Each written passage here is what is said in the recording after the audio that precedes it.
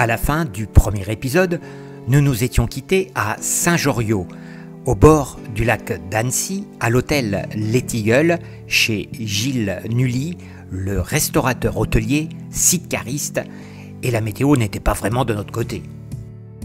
Chargement des motos avant l'ouverture des petits déjeuners, puisqu'une grosse étape nous attend aujourd'hui. On va rentrer dans le vif du sujet, car l'objectif, ou plutôt le fil conducteur de notre trip est de profiter un maximum des Alpes. On part donc récupérer la RGA, la route des Grandes Alpes.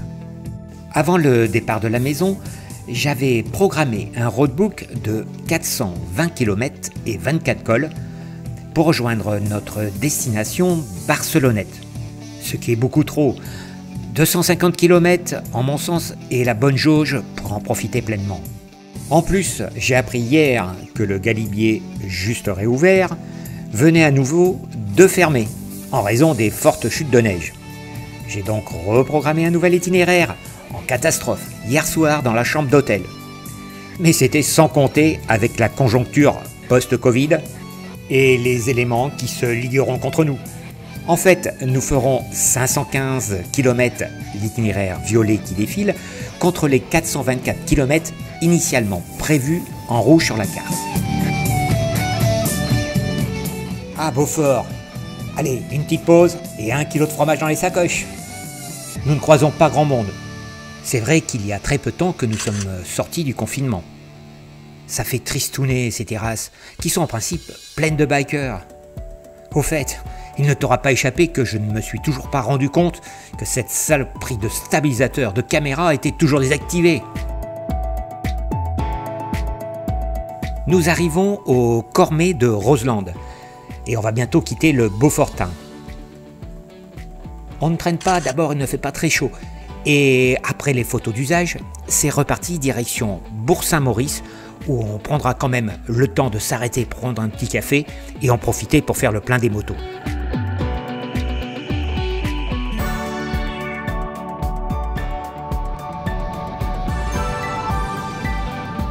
Nous venons de repartir de Bourg-Saint-Maurice direction Liseran. Il paraît qu'il est tombé pas mal de neige, mais on y circule sans problème. Évidemment, ça aurait été encore mieux avec le soleil, mais on va pas se plaindre quand même. Allez, profitons de la route.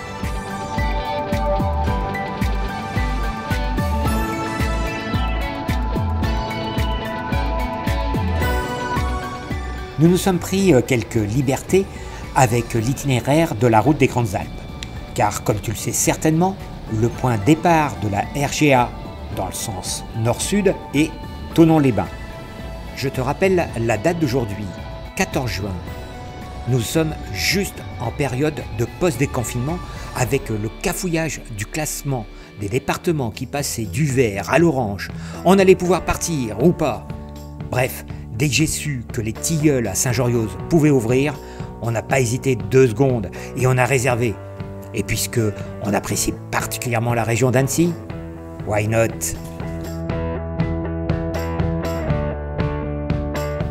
Plus on approche du sommet, plus bien sûr il y a de la neige. La température flirte avec le 0 degré Celsius, mais la route est quasiment sèche. Les paysages, pour nous les petits gars de la côte atlantique, pas habitués à un tel panorama, sont, comment dire, à couper le souffle. Du reste, tu sais pas, je me tais et je te laisse profiter.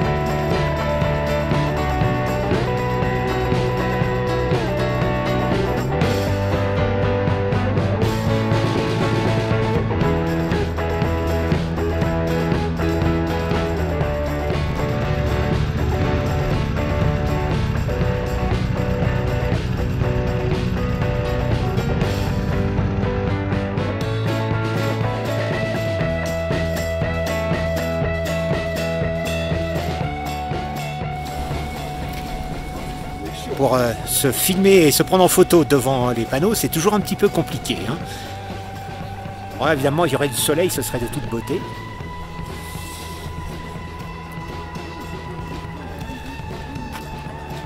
Bon, ben c'est pas tout ça, hein. Mais faut descendre.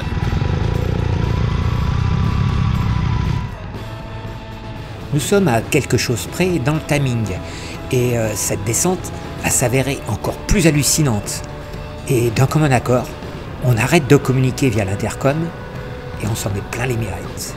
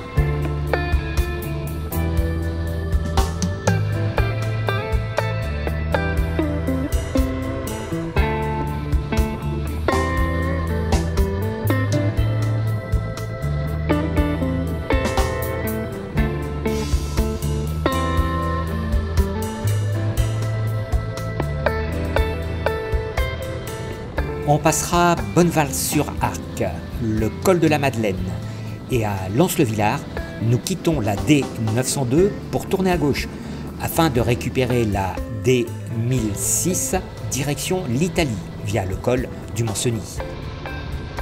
Comme je te l'ai dit tout à l'heure, le col du Galibier, à peine ouvert, est à nouveau fermé.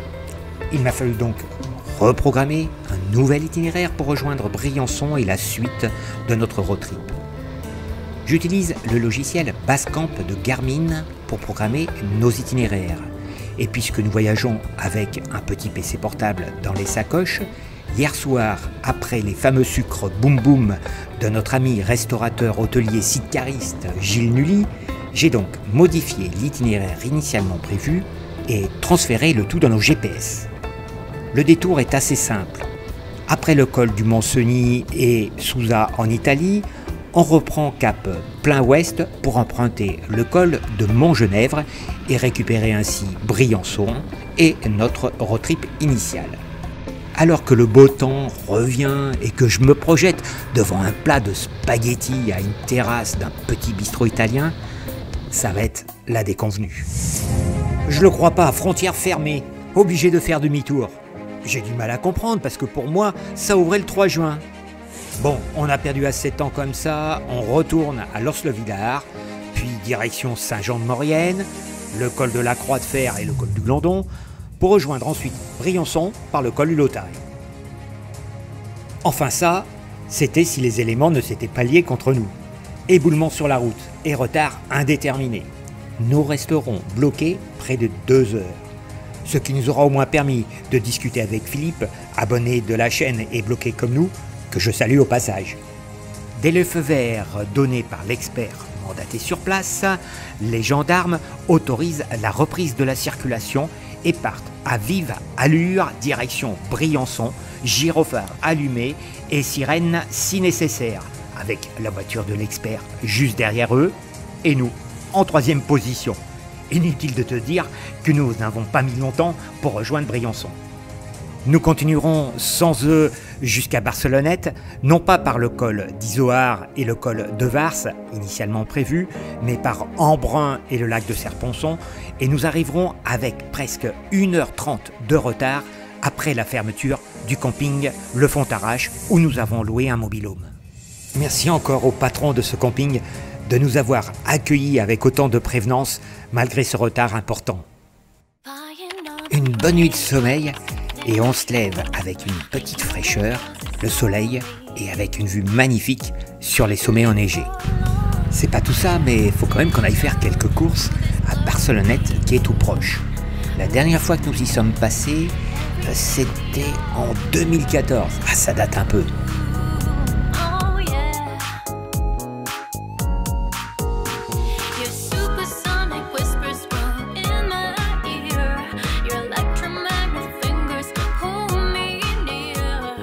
Olivier, le boss du camping qui roule en 1200 GS, nous a donné un livret de balade du dernier Alpes Aventure Moto Festival qui se déroule tous les ans en septembre à Barcelonnette. Étant donné que nous avons pas mal roulé hier, nous partons pour faire le circuit 5 qui fait juste le tour du lac de Serpenson auquel nous rajouterons quand même un petit crochet par Saint-Vincent-les-Forts. Base réputée pour la pratique du deltaplane, ce petit village blotti au pied d'une majestueuse paroi rocheuse et coiffé par une fortification de Vauban jouit d'un point de vue magnifique sur le lac de Serpenson. Après être monté tout en haut du village, on reprend la route. Il fait beau, on roule cool pour profiter des différents points de vue sur le lac, véritable miroir des montagnes environnantes. La balade affiche 122 km. Avec nos petits détours, nous en ferons 150 avec le soleil omniprésent. D'une superficie de 28 km², ce lac artificiel a été créé en 1959 par la construction d'un barrage sur la Durance. Le pont qui traverse le lac pour rejoindre sa ville de lac est assez impressionnant et c'est par les routes en balcon qui ont acquis leur lettre de noblesse en matière de mototourisme que nous rejoindrons notre camp de base.